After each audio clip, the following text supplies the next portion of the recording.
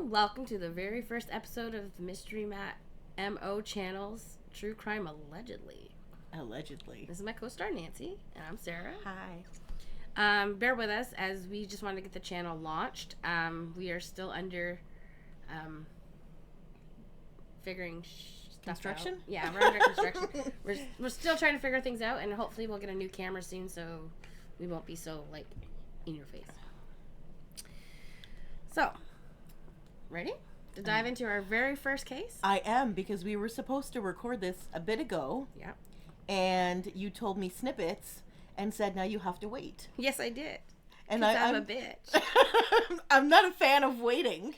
So this is case 001, the Rae Greenberg case. And anybody who's into true crime has had to come across this case at some point and how crazy it is. So, actually, 14 years ago today is the day that Rae Greenberg died. I was going to say M word, but I thought maybe we should wait to get that part. So, at 7 a.m., Ellen calls her mother, Sandy Greenberg, and they have a pleasant conversation. There's no indication that there was anything wrong. Then Ellen goes to work. She was a school teacher. She taught grade 1 at a school in Philadelphia, Pennsylvania. There was a big snowstorm coming in, so they let the school out early. So about 1:30, she left the school and got stopped and got gas because of the oncoming snowstorm. And then she heads home. At about 2:30 p.m., she calls a restaurant. I'm not sure for what reason. And then at 4:46 p.m., Ellen's computer is used for what would be the last time. 4:40 p.m., Sam Goldberg, who was her fiancé, he leaves the apartment to go to the gym that's in the building amenities. Like the building has like different stuff, right? Like the place I work has its own gym, so you could just go down, get a key, whatever. I don't know if they have to do that. Doesn't sound like it. I think they just probably swipe their fob. And he was down for the gym for about 30 minutes. So at about 5:30, he comes back up to the apartment to find that the door is locked. So between 5:30 and 5:52, Sam calls Ellen. And between 5:32 and 5:54, he sends a series of text messages to Ellen. The first text is, hello. The second text is, open the door. And the third text is, what are you doing?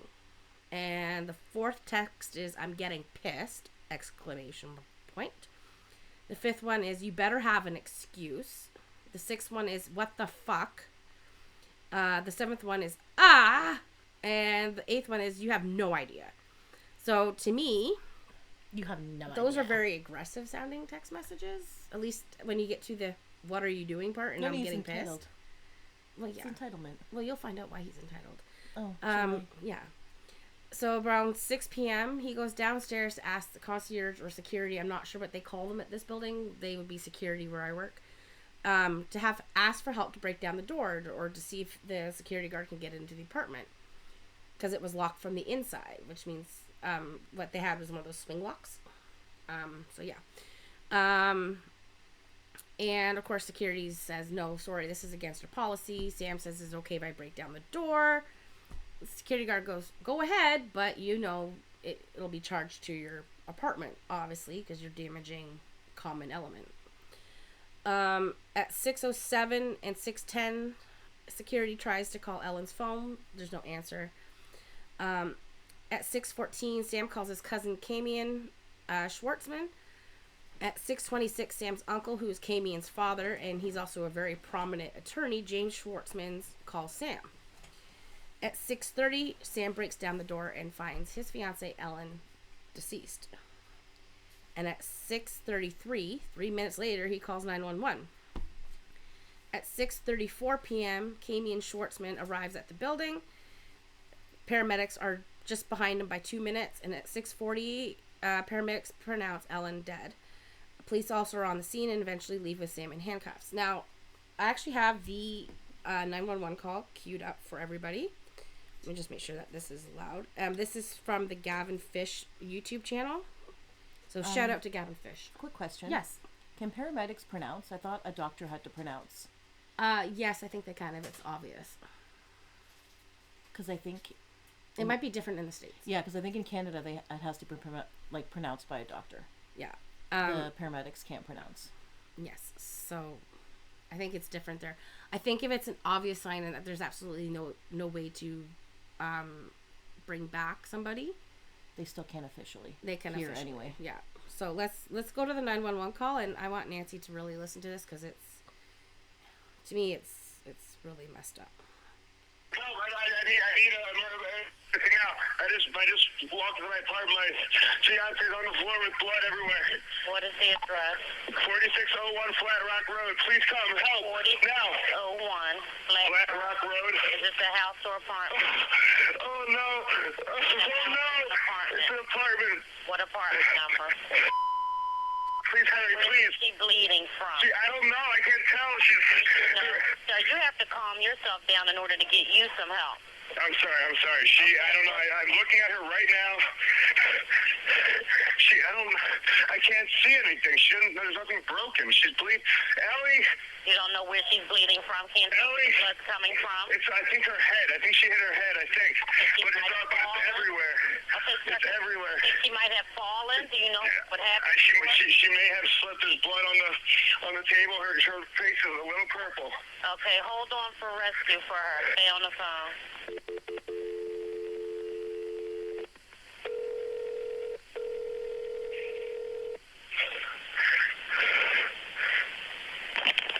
Fire Department 842. What's the address? No, 4601 Flat Rock Road. Please hurry. 4601 Flat Rock? Yes. What's wrong? I went downstairs to go work out. I came back up. The door was latched. My fiance's inside. She wasn't answering. So after about a half hour, I decided to break it down. I see her now just on the floor with blood. She's not responding. Okay, is she breathing?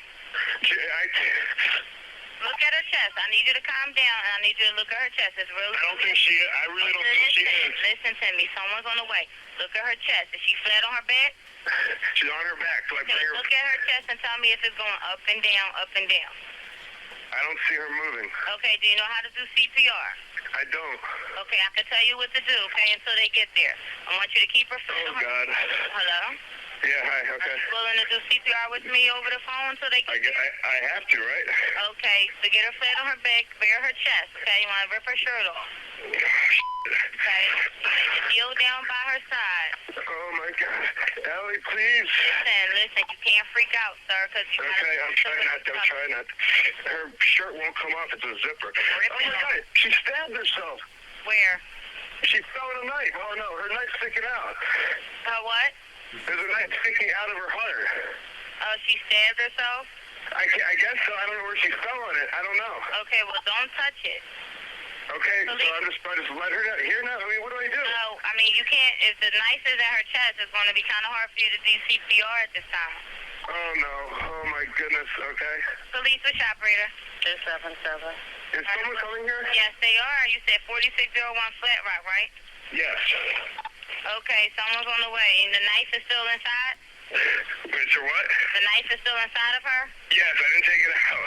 Is it her chest or what area did It's it? in her chest. It looks like it's right in her heart. Okay, someone's on the way out there. Okay, just get. Oh my God. How old is she? She's 27. 27. And there's no sign of life at all? No, please don't be. What? Pinch her under her arm and tell me if she responds to pain. Ellie. She's not. Her arm and her hands are still warm. I don't know what that means, but there's blood everywhere. I mean. I know, but you can't, and the knife is still inside of her. How far? Can you see how far it went in? It looks pretty deep. Okay. It looks like it's a long knife. Don't touch anything. Yeah, don't touch anything, okay? I'm not touching anything. I can't believe this, though. So wait, it was just you there with her? We're the only ones here. So that's the 911 call. What are your impressions of it? Because one of the things I had a problem with is when she asked him to perform CPR, and he goes, "Do I have to? I have to, right?" He said, "I guess I have to. I guess I have no choice." Yes, I guess I have to. Yeah. I'm like, wouldn't you want to? Okay, so think about it, and you walk in, and the person that you love is on the floor, and there's blood everywhere, and you don't know if they're alive or not. And you wait 3 minutes to call 911, which I wouldn't have. You never know how you're going to act in a situation. This is true. So I'm very proactive. So. You say that until you're in a situation. Fair enough. And so you're walking in, and you're looking, and you're in shock. And you do not respond the way that you think you would when you're in shock. Mm-hmm. You actually never know unless you are a paramedic or you're an emergency responder or any of the sort. Yeah. You don't know how you're going to respond. Is that the one I have the picture of? So was there The one on the phone was her fiancé, Sam. The one I have the picture of. The one I lick? Yeah, that. Oh, yeah, Sam. Okay, well, you gotta let me know when to put these up. I can't read your mind. Well, So that's what he looks like. yes. That's Sam. Anyways, we can't see what Matt's doing, so. That's what I'm saying. You gotta tell me when you want these things up so that we know what he looks like. So, okay, was that 2 separate calls? So No, one it was one call. Like, he called 911, and then she dispatched in the fire department. Okay, so the part that I thought was weird is when he moved her onto her back. No. He said that he found her on her back. Yeah, okay, because Okay, I'm confused. But there's more. He said that she's on her back, and then he went to take the shirt off, or he said it's a zipper, and then he went to move the zipper and was like, oh God, oh God, oh God. There's a knife there. And no, oh my God, she stabbed herself. Like, he just went right to that. Yeah, but then Why I'm would like, you go right to that? So, but if I'm laying there and I have a hoodie on and there's like a knife handle, you're gonna see. Let's just take a look. So this isn't the actual weapon or instrument used to kill her. This is a replica, and right now it's taped because I have a demonstration I'll be doing in a second. But this is basically the knife. Yeah, so So if it's sticking out of your chest, you're gonna notice. you're gonna see it. So how did he not see that? Even if she was sitting. Hang on, Matt's doing something. So even if she was sitting up, you're gonna see that. Yeah. If you're on your back, you're gonna see that. Yeah. Right? Unless it's like I will an take itty this bitty off little eventually, paring but- knife. No. Well, no. Even a paring knife would. And then it was she fell on a knife. Who falls on a knife? Have you ever fallen on a knife? Oh, all the time. All the time. All right? the All the time. fucking time. All right. Well, this is okay. So here's the thing, right? Before I get to the autopsy. Well, actually, no. I better do the. When do you want your murder board? Not yet. Not till like later. Okay. So put Ellen back up. Okay. So let's talk about these stab wounds. So there was allegedly 20 stab wounds. Allegedly. Yes. There were 20 stab wounds done by her by serrated stake or utility knife, which is what this is. Thanks, Colleen, for this, because she had the exact same knife set that Ellen had. That was the weapon or instrument, sorry. So, there was 8 wounds in Ellen's chest, which were listed A to H. The first one was 0.2 centimeters. Sorry, I have to read this because there's a lot of numbers to remember. So 0.2 centimeters deep. Another one, B, was also 0.2 centimeters. C was 1.4 centimeters with a slight right to left stroke. So that means it wiggled? I guess so. And then D was 2.2 centimeters. E was 10 centimeters incision with the aortic arch to the upper lobe left lung, resulting in 6 milliliters of liquid blood in the left pleural cavity. 500 milliliters of liquid in the right pleural cavity. 120 milliliters of liquid clotted blood in the pericardial sac, with the stab wound left to right in a downward stroke, which would be considered the death wound. So there you go. So that would be probably right here, which is the one that he would have seen. The F wound was 0.2 centimeters, G was 0.2 centimeters, and H was 4 centimeters with 2.3 centimeters into the liver. I'm not sure where my liver is, I'm sorry. Leading to bleeding into the abdominal space with a left to right abdominal wound, centimeter to right, left to right. So you're looking at left to right, which does make sense if you were doing it yourself. Yeah. Correct? You gotta scooch this way. You somehow have migrated. Oh, okay. My God. My right. So, left to right. Okay, I need that picture down then because we're not seeing it. There we go. I can't do it any lower. I don't want to stand up. So, left to right. But those... So, basically, it's left to right. So, in, and then that would be that So, that motion. would be if you were right-handed. That would be, that would so be that is motion. accurate to doing it if you were doing it yourself. Correct? Yes. Okay. Oh, this is where things get tricky. 11 wounds to the back of the head and scalp, listed J to T. Follow me. Before we go any further, it would be very easy because is her picture up? No. So she's a very small woman. Yes, but she's got long arms. But it would be very easy fit. for somebody to reach around. Yes, but no. Yes, but yes. If he's my It doesn't height, matter how fit you are. Sorry. If you're my height, you could surround her easily. Yeah. Yeah. Smaller than... She's probably about the size of my mom. Yes, but we also don't know where... We can only surmise where this started from. And judging from more of the autopsy, we'll get into that. Keep in mind that... I'm going to just spoil it now. This was listed as a suicide. Not a murder. Yeah, but it was listed as a murder, but then it changed to a suicide, and that's where it stayed. And this is how we open the show. This is how we open the show.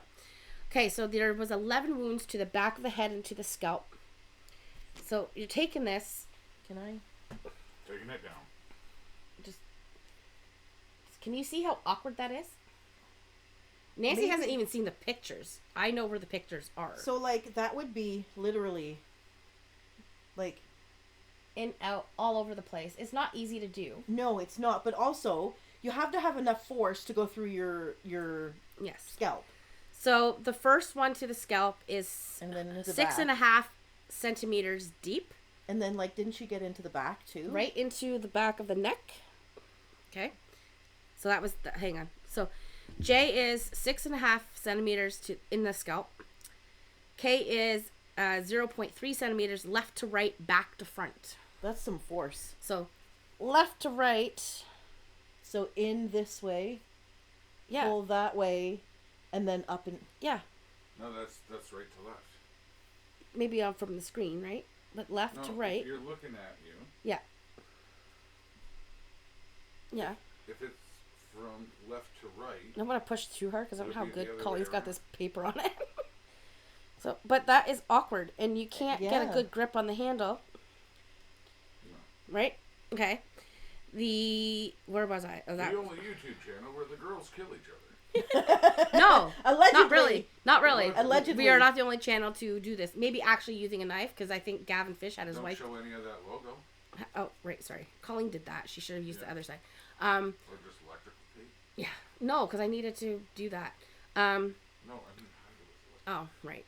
Because Gavin Fish does the same experiment with his wife, who's the same build as Ellen, but he used a ruler, but the same length. go big or go home. Yeah.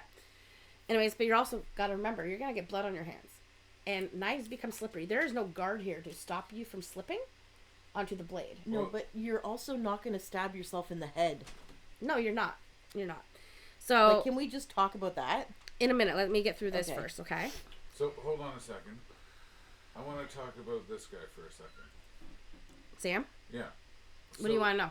Is that picture that he's in? Is that her right beside him? Yes, I cropped it to fit on the murder board. Okay, so from what I can figure out here, the top of her head is about only a little bit above his eyebrows. So he's not terribly tall either. No, she's relatively tall, I believe. So, yeah, you should have had a comparison one. But I anyway. know. I didn't send it to you. I'm sorry. Please let the audience know that I took out some pictures and we're only using the 3 because YouTube. YouTube. Okay. So the L was 0.2 centimeters left to right, back to front. M is 0.3 centimeters back to front. N is 8 centimeters left to right, back to front, leading to bleeding on the brain. That one is significant to note, I believe. Because you're already starting the bleeding of the brain. Allegedly, the head wounds are the ones that started it first. O is 3 centimeters left to right, back to front. P is 2.1 centimeters right to left, back to front. Q is 2 centimeters left to right, back to front. R is 1.9 centimeters left to right, back to front. S is 2.1 centimeters left to right, back to front. And this is where things get tricky. T is 7 centimeters right between the C2 and the C3 vertebrae, incising the dua of the spinal cord, right to left, back to front. Once you puncture that spinal cord, you can't stab yourself in the front. Let me just make that clear. Once you even puncture it, that spinal fluid that's in that cord is leaking, and you lose that ability to do that. Am I correct? Yeah. Yeah. So, You would also be very erratic when you're doing this. yeah. But there was no defensive wounds on her hands. So we know that the final stab wound to her body was to her chest, because she was found with it in her chest, right? So, say she went boom, boom, boom, boom, boom, boom, severed her spinal cord. There would be no way that she could do that. No way. I'd like to know how she got enough force to go through her scalp. Yeah, that takes a lot. Yeah. So, in the autopsy, there was also 11 bruises in various stages of resolution. They did not happen at the same time or at the time of the stabbing. There was a 0.3 centimeter by 1.5 centimeter of 3 different round bruises to her right forearm, right up here. 0.3 by 4 centimeter bruise to her upper right arm. So this is your forearm, sorry. This is your upper right arm. Then there was a 0.3 by 3.5 centimeter bruise to the right lower quadrant of her abdomen, so right down here. And then a 2.5 centimeter by 3 centimeter, then a 4.5 centimeter by 3 centimeter, and a 5 centimeter by 6 centimeter vertical row of bruises on her abdomen. So all bruises were in places that are not visible. The groupings are interesting. Some of the bruises are in areas that are more personal. So you could wear a long sleeve shirt like this and nobody's going to see bruising because you're covering it up. They're all in places where you can cover them up easily. So meaning not everyone bruises in those areas by just simply bumping into things. They're not usually places where you would bump. Maybe your arms. I've bumped my arm. Actually, I usually bump my hands, to be honest with you. Also, she wasn't into sports. So it's not like she got sports injuries and these were sports related. She wasn't into MMA. She wasn't wrestling. And the placement of the bruises don't line up with yoga or Pilates, because I've never bruised doing yoga or Pilates. So, and that's what she was into. She would do those kind of activities. If this was inflicted by somebody else, this shows a pattern of conduct which speaks to ongoing abuse. That was not a one-time occurrence, but a regular occurrence. Allegedly. Right? Allegedly. That's why we're called True Crime Allegedly. Yeah, Literally. Bow tie man. So, yeah. She didn't have any defensive wounds on her hand. Nothing was there. Nothing was found under her nails. But the steak knife has no guard on it, like I said. Since we already did the stabbing demonstration, I'm going to... It says steak knife, but it's actually a utility knife, so... This. No, that's a steak knife. Well, the steak knives for them are more rounded from this block. This is the exact same knife. You're gonna have to use a lot of force because this is not, well, Colleen's knife isn't sharp, like that sharp, like that's not even. But you're trying to show a literal demonstration Yeah, I guess this evening? But as you can see, like you're gonna get blood on your hands whenever you stab anything. Any cases, I guess, because I've never stabbed anybody. Not even allegedly. I know I haven't. But whenever you do, I'm sorry. your hands get bloody.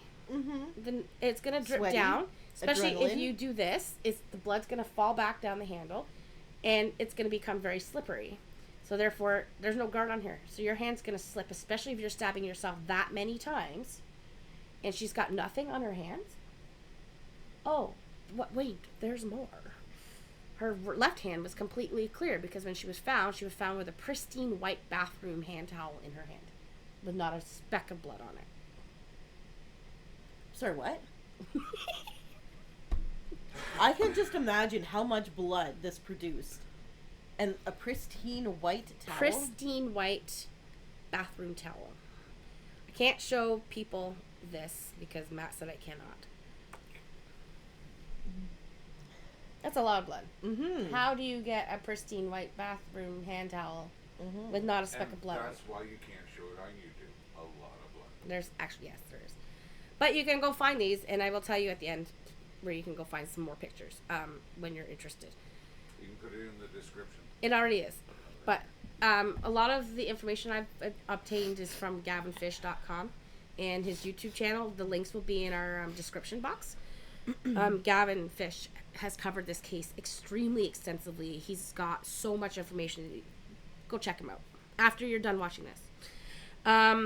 So yeah, anyway, so the wounds, there was no hesitation marks, which you would often observe in a suicide attempt, especially with sharp force trauma. But the wounds were also, they would be more jagged because you'd be like shaking because you're not going to beat it. But when they found her, there was freshly cleaned blueberries sitting there and an orange cut.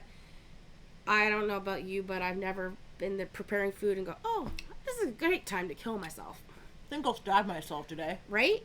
So there's a lot of things in her behavior before this happened that just does not line up. Mm-mm. She had just 4 days before she died, she had just sent away save the date invitations or save the date cards to her potential wedding guests for their wedding in that coming August. You don't do that if you're planning on committing suicide. You don't fill up your gas tank if you're planning on committing suicide. You certainly don't do it while you're just cutting up and cleaning fruit. Her post-death behavior just does not add up to me. Mm-mm. So, Allegedly. This does have earmarks, though, to me of domestic, and I can't say that it would be Sam, but there was no indication of any forced entry into the apartment. They're on the 6th floor. The only thing would be the really tiny fire escape outside of the window, but because of the snow, there was no track marks, nothing. The window was closed, it was locked, there was nothing, no signs of anybody being on that fire escape. The door was locked with a swing latch. It's like like the swing bars that you find in hotel rooms. But the way it was found was, it looked like it had been pried. Not so much like if he broke that door in. You showed me the picture. Yeah. And it doesn't look like, because it's still attached. It's still attached. Both pieces are, the thing is still attached to the door, and the swing bar is attached to the door frame. It just looks like the plate of it was pried. And if you were to bust that door in with wooden door frame, that sucker's coming off. Mm-hmm. And that swing latch is flying across the room. To me, it looks like it was made to look like it was broken down. Allegedly. Right? Mm-hmm. So I did give Nancy just enough teasers to kind of get her brain going. Yeah. I appreciate that. Yeah, no problem. I've been sitting with this for a couple weeks. Yeah. Yeah. So my thing is that her parents have said that there was talk of Ellen wanting to leave her job. She was finding it too stressful. She was having anxiety issues. She was seeing a psychiatrist for those anxiety issues. She was on different medications. I had the list. I don't remember where they are. And then finally, she just found the right combination of anti-anxiety meds. And she had talked to her mom saying, these meds are great. I feel better. I feel so much like myself again.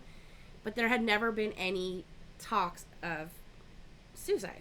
She had no suicide ideations, and there was no behavior that was indicative of somebody who was thinking about committing suicide. She didn't give any possessions away. She didn't tell people I love them out of randomness. I guess if that's part of your thing, if you tell them all the time, that's normal. But it wasn't just like, hey, I just texted you I love you for no reason. You know what I mean? There was nothing in her behavior that suggested that she was even thinking this way.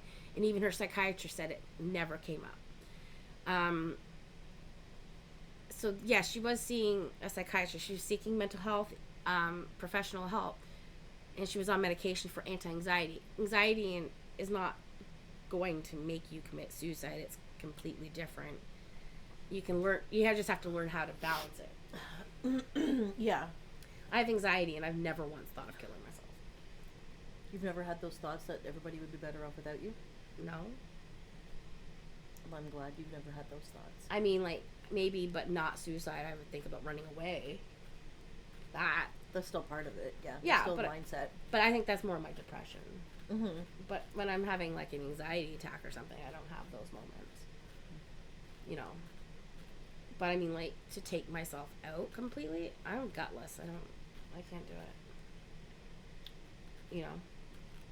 But, I mean, like, I get it. People probably do have, like, people have those thoughts. I'm sure a lot of people do. But if I think that the times that I have thought where I'm better off not being around, or people are better off without me, would be when I just get in my car and drive and never come back. Yeah. That's more my line of thinking. I'm not saying that everybody thinks that way. Because we choose the hard way. Because it would be so much easier just to off yourself and move along with everybody else to move along, and you'd have nothing to worry about because you'd be dead. Yeah. It is very odd. It is very odd behavior. Everything's odd. Everything about this case is odd. So, it was, like I said, today is the 14th anniversary of her passing. I don't need these right now. So the next succession of part of the timeline is that, so the 26th was when she died. The 27th, her autopsy was being performed of January.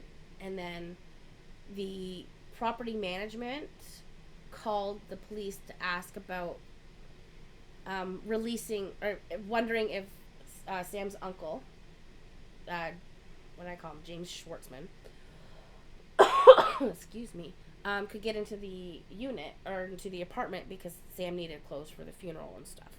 Which, I'm like, that's pretty fast. You're just doing the autopsy. It's going to be a little bit. You have a little bit. So she called the police to ask if she could let him in. They said, yes, the scene's been released because they've already deemed it a suicide. This is before the autopsy was done. This is where things get really messy and really piss me off. Really piss me off. And not allegedly. Not allegedly. Actually, yes. So she's like, okay, can we clean the apartment? And they're like, yes, go ahead and clean it. They gave her a number of a company who was really good at crime scene cleanup.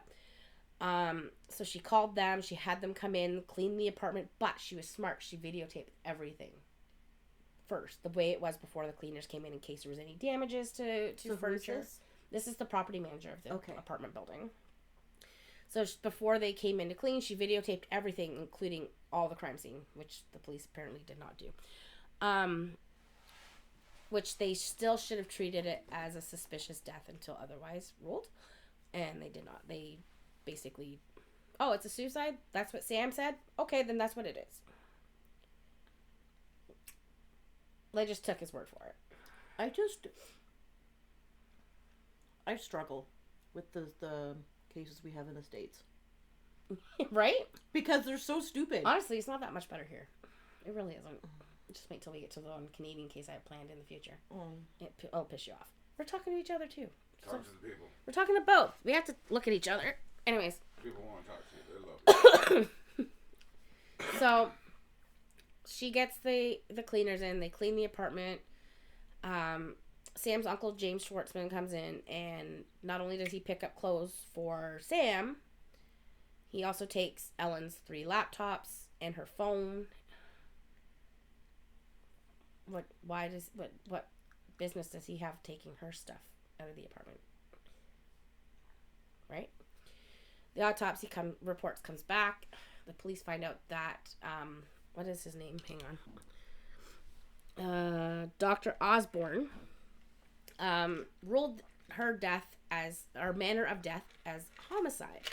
So manner and cause of death are 2 different things. Manner of death is that a homicide, an accident, natural causes, suicide, undetermined. cause of death is your blunt force trauma, your heart attack, your gunshot wound, blah, blah, blah. So now you know, right? So Dr. Osborne rules it as a homicide. The police are like, uh-oh. Spaghetti-o. So then they needed to get the equipment back. So they had to get a probable cause affidavit to get the computers and her cell phone back. But the chain of custody has already been broken because Schwartzman's had these in his possession for over a day. So they could have been tampered with. Mm-hmm. It's very interesting. Very interesting. Mm-hmm. Very, very interesting. Why would you...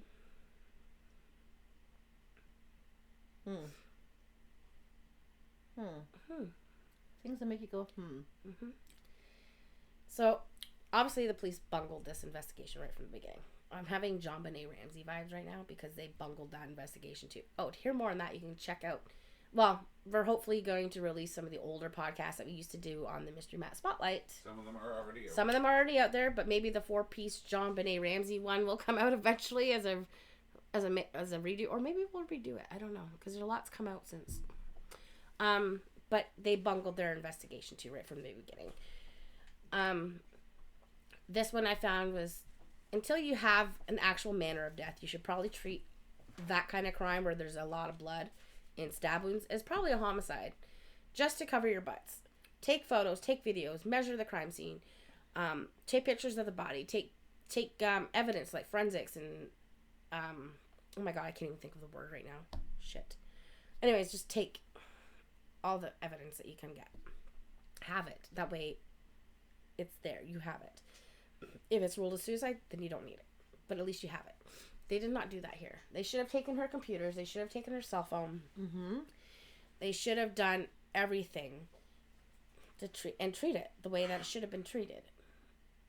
They just didn't do it. And that's what pisses me off. That pisses me off a lot. Just like they should have treated Jean Benet's case. That was a kidnapping. They should have treated it like a homicide and told everybody to leave the house, seal it off, check every space, nook and cranny, including that cellar door, right away. They didn't do that, and they fucked that up. And now there's very little forensic stuff in that case.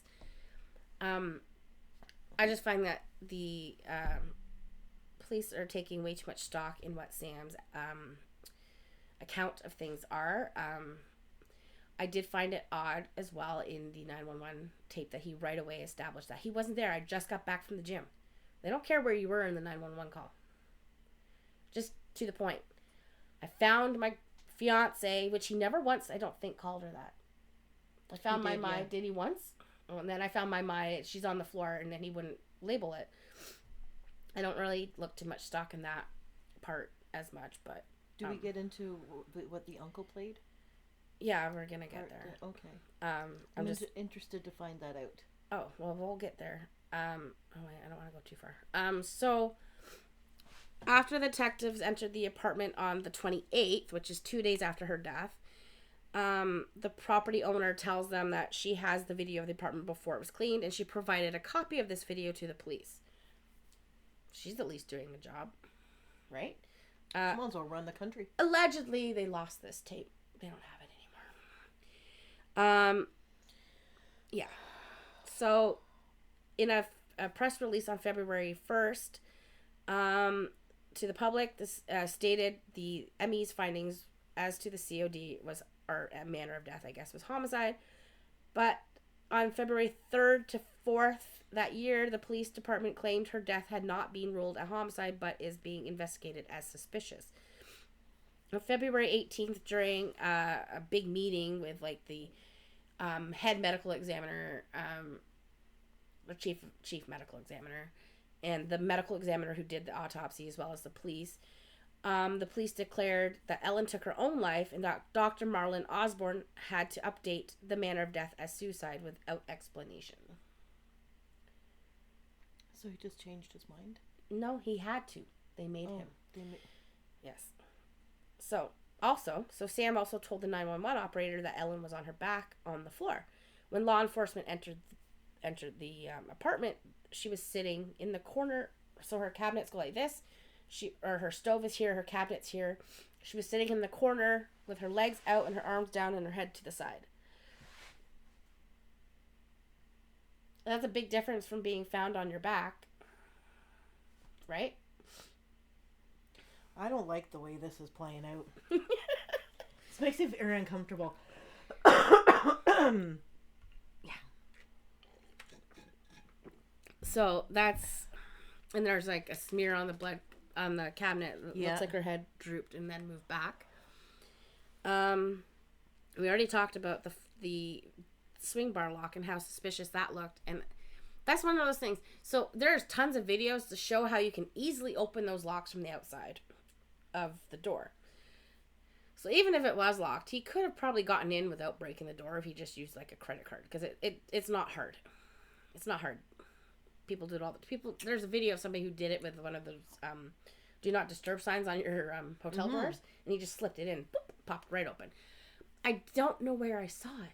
It could have been in a movie, so that might not be reliable, but I'm pretty sure somewhere I saw how you can actually lock them from the outside of the door while you're on the outside, so that it locks on the inside.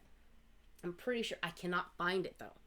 So that I was looking for it all day today. I'm like, okay, Googled it, I YouTubed it, I looked for this, and I can't find it. So that's kind of bugging me because I know it's out. I know I saw it. It was like using a string or something on how to pull the thing, and as you go and you just unhook. You unhook it, the string, while it's locked before you actually close the door. Like, but it's bugging me because I can't figure out where the freaking I found that video. Maybe it was a Dateline episode. Could have been a Dateline episode. Could have been on The Case with Paula was on, for all I know. I've watched a lot of true crime. So, but I know I saw it somewhere. I just wish I could freaking figure out where I saw it so I could have linked it, because I wanted to link it. But that's that. So in a 2018 deposition, so wait, before I step there. So her parents, Josh and Sandra Greenberg, to this day are fighting to have the manner of death changed. Not to homicide. They want it changed from suicide to undetermined. And I don't think that's a big ask. I think that is a reasonable ask. To have it reinvestigated. Have it changed to undetermined so it can be investigated properly. Have fresh eyes on it. My heart goes out to them because I can't imagine the position that they're in to have to fight for this. And they shouldn't have to fight for this. Especially when there's enough evidence here to suggest that the ME who did the autopsy was pressured into changing the manner of death. So this makes me angry. It does. It makes me angry. As a parent, it makes me angry. As a human being, it makes me angry. But as a parent, I totally get it, you know? Nobody knows the person more than your parent does, like your mom or your dad. So if they don't think that she would do this, she didn't do this. So they've been fighting for a long time. So in a 2018 October deposition, Dr. Osborne changed the manner of death because, this is what he said in the deposition, because the police said there was a lack of defensive wounds on Ellen's body, felt pressure from police to change it. The keyword there's felt pressure from the police to change it. So it's still not really his findings. I got more. I got lots more. So later the Attorney General's office issued a statement that they conducted their own thorough investigation, including interviews with the chief medical examiner of Philadelphia, the ME who performed the autopsy, which was Dr. Marlon Osborne, the family's representatives, like their lawyers and stuff, and reviewed the information that they also provided. And it goes on to talk about some of the recently reviewed the web searches from Ellen's personal laptop, which had allegedly she Googled methods for committing suicide, or methods of committing suicide, quick death and depression in the weeks before her death. Oh, it gets better, right? As well as text messages between her and family, that they concluded that all of the evidence supports suicide as the manner of death.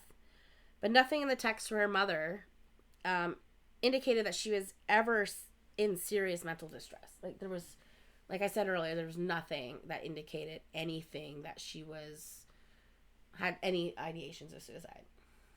So, and her mother would know that. If anything, she believed and was relieved that the meds that she was now on from her doctor were working.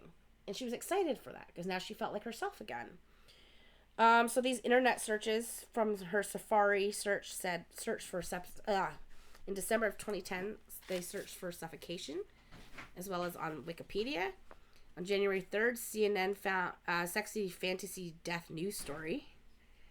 So another news story on another death. On January 6th, search on Zoloft, which coincides with the prescription she was on at that time. Another one was recent true crime cases. Okay, every woman mostly watches true crime, so that's not a big deal. And if you saw my Google history, you'd be kind of concerned. My job is to clear the Google history. Yes, it is. On January 10th, there was a Google search for quick suicide, euthanasia, a dangerous weapon, and painless suicide, which is actually an anti-suicide site. She was Ellen, so if you haven't guessed, Ellen was Jewish, and that particular website is a Christian website, and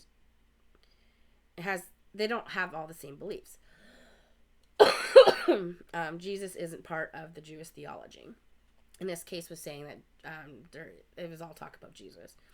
So I don't know if she did that. I mean, it doesn't mean that she didn't Google it, but I think she would have probably not have.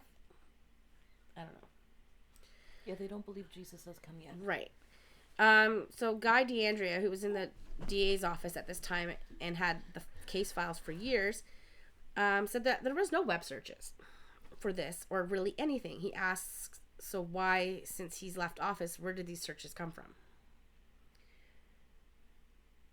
I think you can easily change the date and stuff on your computer. I wish Matt wasn't outside smoking right now because I really need his computer expertise. You should be able to change the timestamp. Is that what you're saying? Yes, I'm wondering if these were changed at some point to reflect time period when she was alive, not after death. It's very interesting that his uncle is a lawyer. Right? Prominent attorney. Yeah, exactly. So there's nobody, like, there's nothing that says where did these searches come from or who actually did them. So even if these were from those dates, there's no way of knowing that she was the one who actually did this. It could speak to a possibility of premeditation. Right? So also, like I said, the electronics were all given to Ellen's fiancé and family and then returned back several days after they received them. So this breaks the chain of custody. I already talked about this. It's interesting that the very prominent attorney took the electronics who would have, from the crime scene. Who would have the means and the opportunity to change things, and the people in his office who would be experts at doing would this, also know how to do this kind of stuff. Why it would be we're saying allegedly why he would take it, like why he shouldn't take it. Yeah, I don't know why he took it in the first place. To be honest with you. So Dr. Louis Lazarus, PhD, made the report in which he completed on September 20th, 2019. He's a neuropsychologist, and it's in his opinion that there's no evidence that Ellen did these searches. That he thinks it's a red herring, and it's possible. I agree. She didn't show any signs of suicidal ideations at the time of or before, and had not previously either, nor was there a family history of any severe mental health illnesses. He also comments on a notebook that was allegedly found, which contained information on medications that she was taking, and her state of mind. Okay, that's normal. Journaling about being on medications that you're not familiar with, keeping track of how they make you feel, any side effects is completely normal. If she was going through to find the right med combo, and dosage, then yes, she would be asked to keep track of kind of how they made her feel, how long. Yeah. Because it takes a while for them to get into your system, right? Because it takes 2 to 4 weeks to get into the system, and then 4 to 6 weeks to get to a therapeutic level. Yeah. So yes, that to me is completely normal, and I don't see how that has any bearing on a possible suicide. No. Yeah. No. Also, the means of committing suicide by sharp force trauma or by sharp instruments only actually really accounts for 2 to 3%. And majority shows that that's actually more of a means for men. I was going to say, that's more for men Women than it is tend for to women. go through things where they're not going to basically damage their looks. They're going to maybe... I'm actually not even going to list. I don't want to give people ideas. I'm not going to list. They're not. The nature and locations of her wounds also tell a lot, because there was no hesitation. And a lot of the times, if you are somebody who's going to use sharp instruments to commit suicide with, there's going to be hesitation. Even those who will cut their wrist this way, which isn't effective, or as effective, there's going to be hesitation marks. Because you're scared to do it, but you want to do it, but you're scared to do it. There's going to be hesitation marks. Even if you are destined and you want to go that way. See, now I'm not helping myself because I'm just giving shit away. I don't want anybody to do this stuff. So... He said, quote, "The trajectory of self-inflicted wounds is typically uniform, unlike what was Miss Greenberg's situation," unquote. I agree.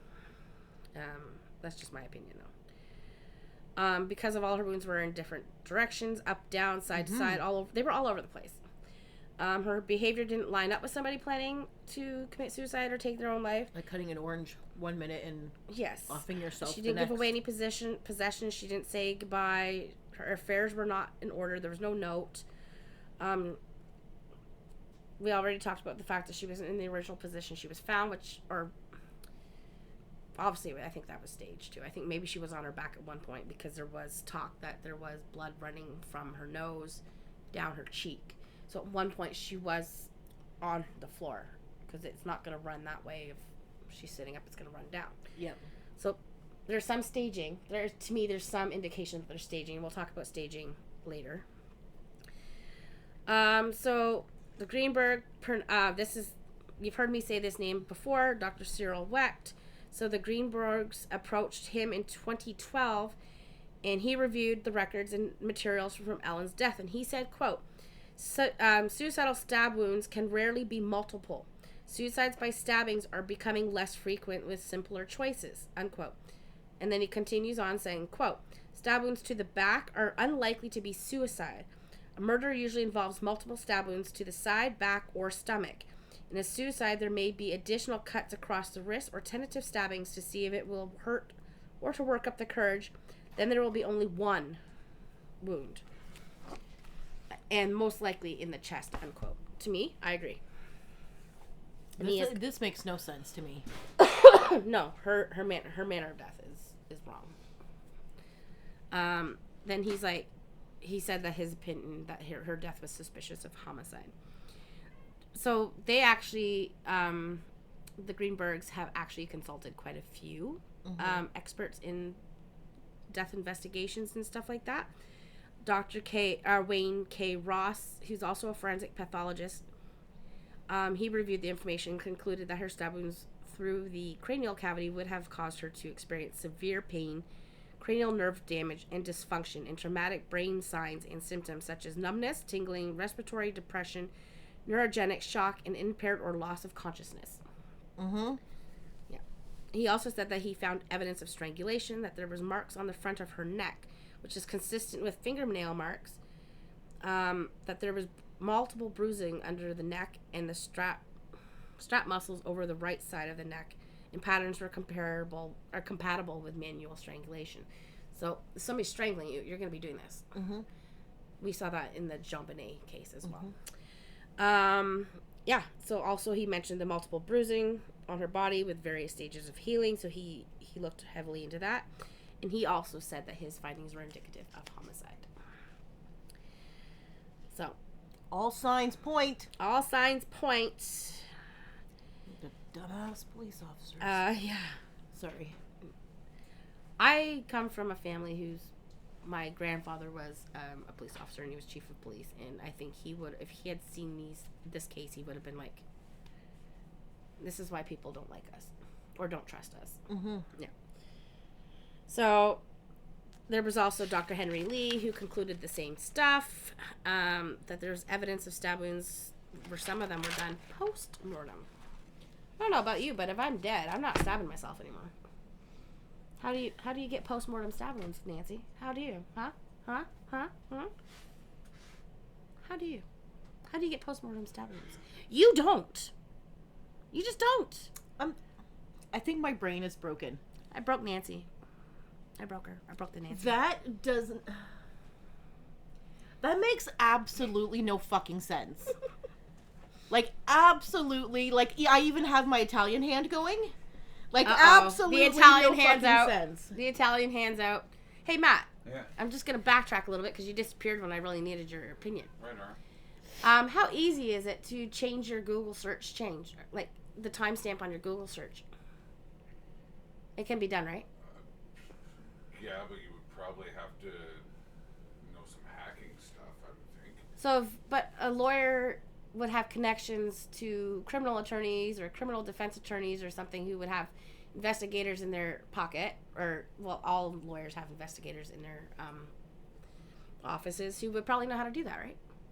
I don't know. Oh, you're staying... Yeah, because all that's backed up to Google. They Okay. wouldn't just change it. But you can't because- necessarily tell who made those searches. No, you wouldn't be able to tell who actually typed the stuff into that device. but Because you could know just what go in device it easily is. into my laptop, type in suicide, easy means, blah, blah, blah, and people would think it's me. Even just the way that all the devices talk to each other nowadays, you might get one that just comes across, the next thing you know, it's part of your feed. There you go. So, there you go. All right. So we had already talked about how she was found. We've talked about the discrepancies in the case. We've talked about the different... oh my God, I already forgot. So the forensic stuff we've talked about briefly, touched on as much as we can. The blood on her clothing indicates that she had been in different various positions. There was a circular, elliptical, sharper stains that were found on her sweatshirt, indicating the source of blood came from above, likely from head or neck wounds, and indicated that her head was tilted forwards. Bloodstain pattern is really hard to explain. But we talked about the nose, how there was one line of blood from the nose that dripped down her face. And if she was found sitting up, it would be going downwards. There's also blood on her pants, as if she was consistent with being seated. There's a lot of significant, but I think actually what is more significant is what we didn't see, is what I mentioned with the white towel with nothing there. If she's doing, I can't do the knife because I took the damn sheath thing off. If you're doing that with your hand and you can't get over here, so you're going to switch hands, that hand's bloody too. Mm-hmm. And It would be everywhere. it would be everywhere. Mm-hmm. It would not be controlled. The problem with doing it yourself, if you're looking at a offender based on organized versus disorganized, this would be disorganized. You're going to be switching hands. Blood's going to be everywhere. It's going to show. Whether your head's tilted forward or if it's back here or this way. But, like, the amount of pain. Who could withstand that? Exactly. I had a migraine last week, and I could not get out of bed. That was just a migraine. Yeah. There wasn't no stab wounds. No, but it felt like it. Yeah. Yeah. Or what you would surmise. It would Like- feel like. Yeah. I know adrenaline and everything would kick in. Like, my mind is blown. I broke the Nancy, Matt. Yay. Yeah. So, I sit think... here with my sour gummies. So, this is what Dr. Henry Lee, who's also, he's a specialist in this kind of stuff. He said, quote, there are at least 300 to 400 blood drops on her upper thighs and waist area. These stains are consistent with vertical blood drops formed when blood fell from her wounds onto this area while she was in a sitting position. Okay. There was also blood on the floor between her legs. Based on the appearance of the bloodstains and their locations, these are consistent with the knife being inserted at the area where she was found. She later fell onto the floor with dripping wounds over her legs, unquote. But several of the wounds would be impossible to do yourself. So, we want to talk about... You're at an hour. Okay, we're wrapping up. We're getting there. So let's just flip. Do you want your mystery board up anytime? Throw that puppy up there. Let's throw the mystery board up there. This is our murder board. We're going to try to do one for each case. So let's talk about the political connections of the Goldberg family. So we've already mentioned the name James Schwartzman, who was Sam Goldberg's uncle, who was well-connected, respected attorney in the Philadelphia area. He was also a judge on the Judiciary Board, which means if a judge who oversaw cases in trial did something questionable, he was the judge to oversee, one of the judges who would oversee their disciplinary. Josh Shapiro was the DA during the investigation into Ellen's case until he became Attorney General of Pennsylvania in 2017. When the case was brought to the Attorney General's office, Shapiro upheld the suicide findings in the case. However, after allegations of there being a conflict of interest, he referred the case to an outside district attorney's office. Schwartzman's son's, Camian's wife, Esther, was in the same grade 9 class as Josh Shapiro's sister, Rebecca. Allegedly, Shapiro also went to the same high school with Schwartzman's daughter, Kimberly, who was in the class of 88, and he was in the class of 91. An alumni photo surfaced with Shapiro and Kimberly Schwartzman Kimmel in it, and their daughters are also in the same basketball and volleyball teams. The Schwartzmans, Goldbergs, and Shapiros all ran in the same tight circles, which was in the rich white Jewish community. Findings have popped up of Shapiro receiving campaign contributions from Sam's father, Richard Goldberg, and Kimberly Schwartzman Kimmel.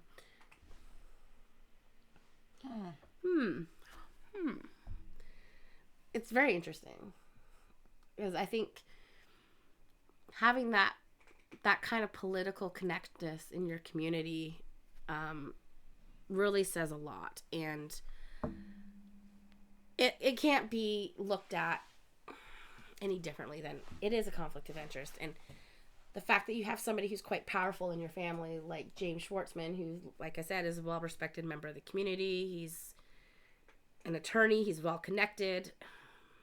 He would know how to properly conduct things to protect his nephew. So the other thing is, Sam was led out of the apartment that night after Ellen was pronounced dead in handcuffs, taken to the police station. The police have never released those interviews. They have not released any of their files on this case. You can ask with the FOI, the FOIA Act, and they won't release them.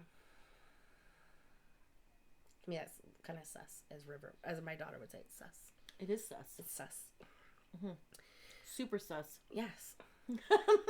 So what is your thought on the political aspect? Do you think it's definitely part of the reason why this case is being drawn out for the poor Greenberg family? It sounds like they're definitely hiding things. When you're... I don't know, my understanding would be, like, if you're a prominent prosecutor or lawyer and your nephew is just going through this, you are going to know exactly what to do so that he won't become implicated. You will also know what to do or how to proceed. And we have to keep in mind, too, is that Sam did call his cousin, James Schwartzman's son, Camian, before even going into the apartment. I'm using quotation marks. And that few minutes later, James Schwartzman called Sam.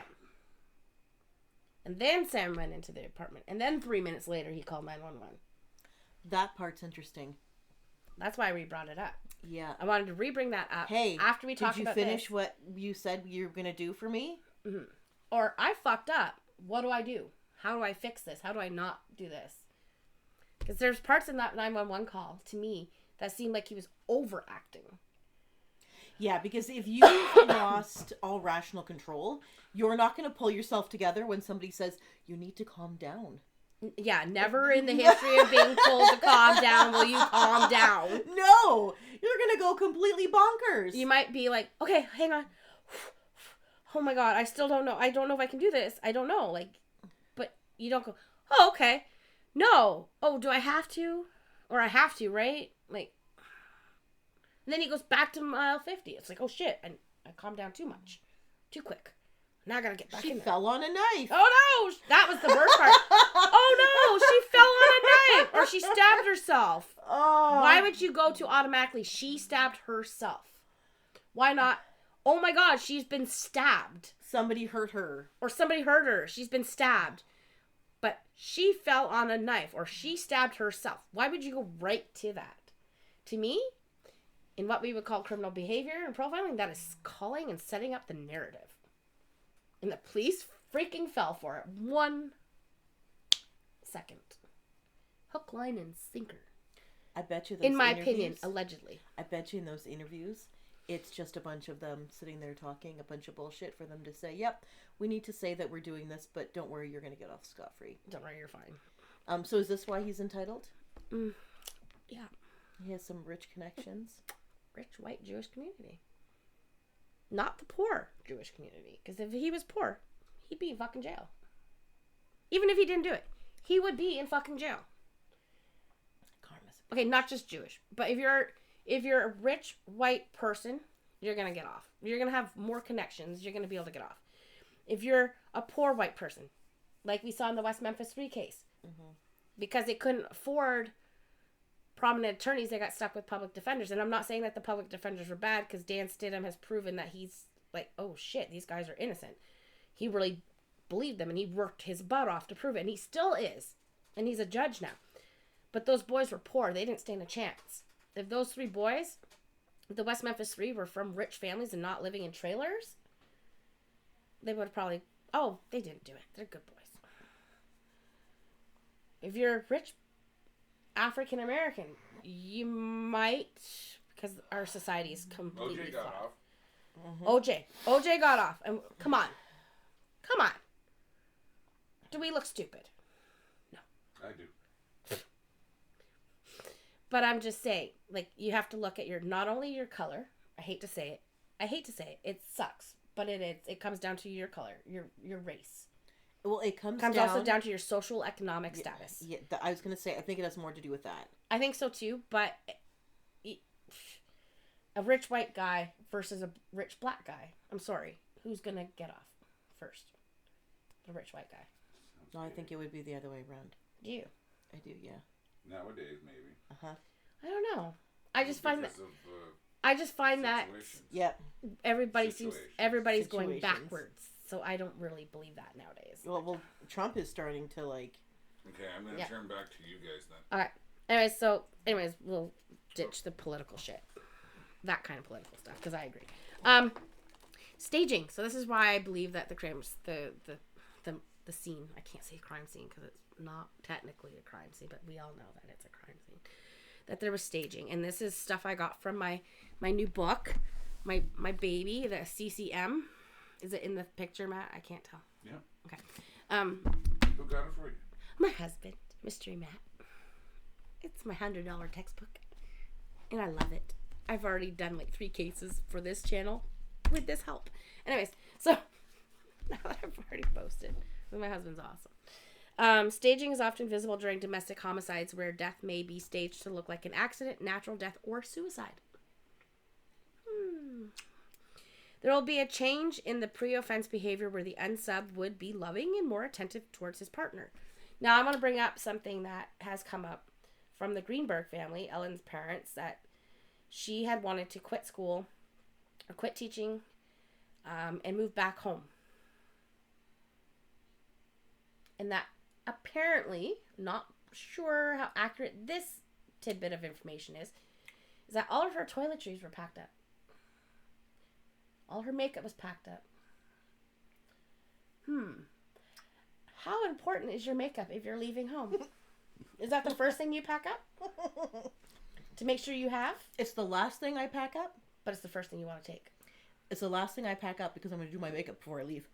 Yes, but if you were leaving possibly that night, you're going to pack it up. Mm-hmm. You wouldn't just pack it up for no reason. No. I don't know. It wouldn't be packed up for no reason. No. Yeah. Okay. there would be, you'd have to take a look at the medical and psychiatric history of the victim, and it will prove very important to the investigators because it will, how do I put this?